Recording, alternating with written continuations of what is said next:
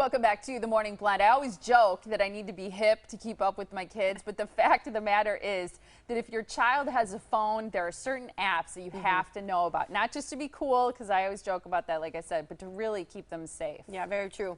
Dr. Melissa Westendorf is the co-founder of the Technology Wellness Center. She's here with some information that's very important for parents to know about. Good to have you here. Hey, thanks. Yeah, I think this is great, and I think, you know, parents try and keep up, but it's really difficult to do that, and there's a lot of different things in terms of technology that kids are doing, using, that the kids spread that parents don't really hear about because they're to keep things secret, right? Right, exactly. It is hard for us to keep up. I always liken it to, you know, you don't want to give your kids a phone if you don't want them to get into dangerous areas. We don't give them keys to the car to go driving without teaching them how to do it. But we're at such a disadvantage because we don't know about these things. And so we have to do all this research to find out what's really out there and what they're using. I do feel like we're going to go down as the generation raising kids in a techno age where our kids, as they grow up and have children, they're just so much more sophisticated about technology. But we're sort of that clueless generation where we didn't have it as kids, yet we're raising kids who are very tech savvy and very quick on their phones. And it seems like they're always moving around. So once you figure out Facebook, oh, you got to know Instagram. You got to move on. Nobody does Facebook anymore but the adults. Snapchat, and it goes on and on. All right, let's talk about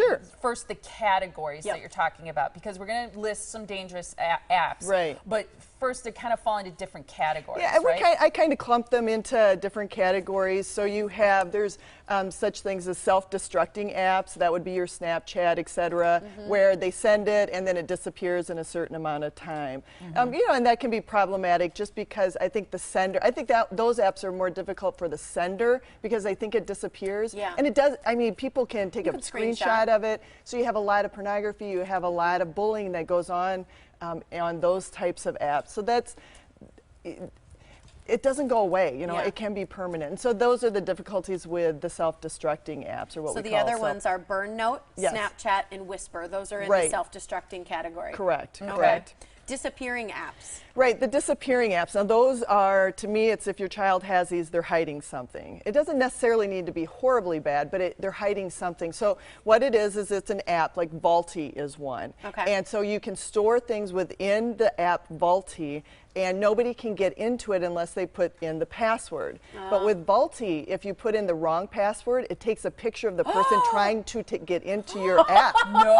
So kids will know if the parent is on to them. That's crazy. It is crazy. So what you need to look for on your phone or on the phone is, are there two calculators? Are there two things that are sort of similar, and why would they have that? Okay, see, this is really scary to me because this is like a 13-year-old came up with this app. I mean, just thinking about that. Okay, we could go in order of this just so we keep up with our graphic. Okay, so we did the disappearing apps. What was Audio Manager, real quick?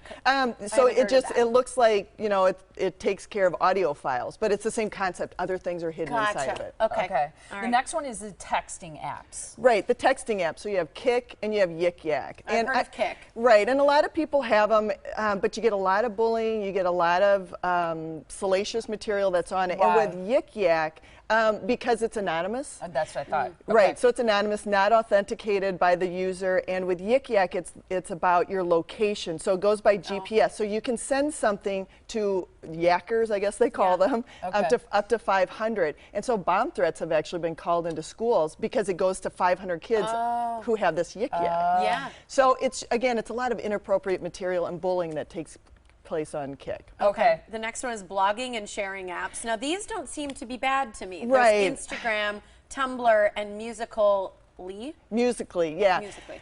Right, a lot of people have them, and you can have awesome things that are on them. I know a lot of younger kids are using Musical.ly to, like, they sing over songs, etc. Yes, I've seen that. Right, but here's the problem: is it's really, really easy to get to inappropriate content. So if your child, especially a young child, has it, they can easily go to inappropriate content.